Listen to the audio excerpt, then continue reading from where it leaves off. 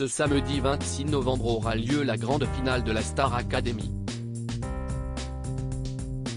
CST à 21h55 qu'il faudra se brancher sur TF1 pour suivre l'ultime prime présentée par Nikos Aliagas. Un petit retard qui se justifie par la diffusion d'un match de la Coupe du Monde juste avant. Qu'à cela ne tienne, la production a bien prévu de faire le show pour clôturer cette saison événement du programme remis au goût du jour.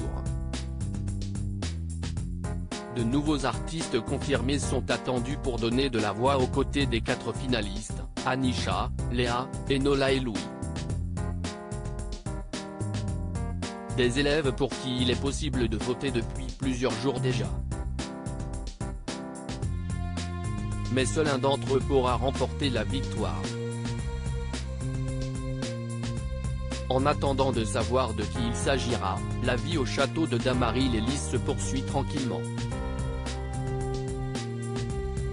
Pas question toutefois pour les candidats de s'y reposer. Au cours de la semaine, ils ont d'ailleurs dû passer leurs toutes dernières évaluations.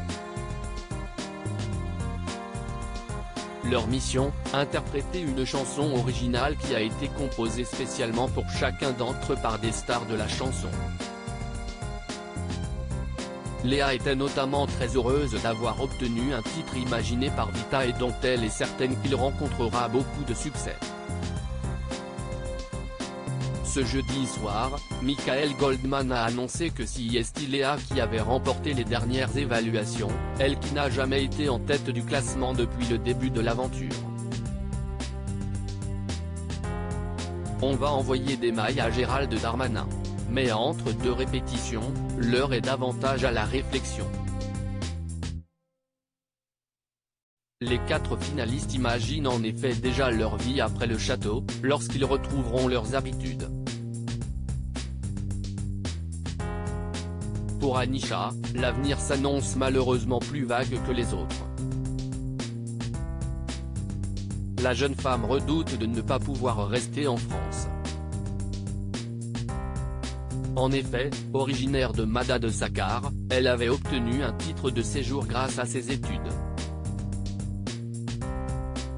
Un titre qui pourrait lui être retiré si elle décide de les arrêter pour se consacrer à la musique, sa véritable passion. C'est ce qu'elle a expliqué à Léa et qui a pu être vu par les abonnés de MyTF1 Max. Sur Twitter, les confidences d'Anisha n'ont pas tardé à faire réagir et ont suscité la colère des internautes. Ces derniers se sont donc mobilisés et ont interpellé le ministre de l'Intérieur Gérald Darmanin pour qu'une régularisation de sa situation ait lieu.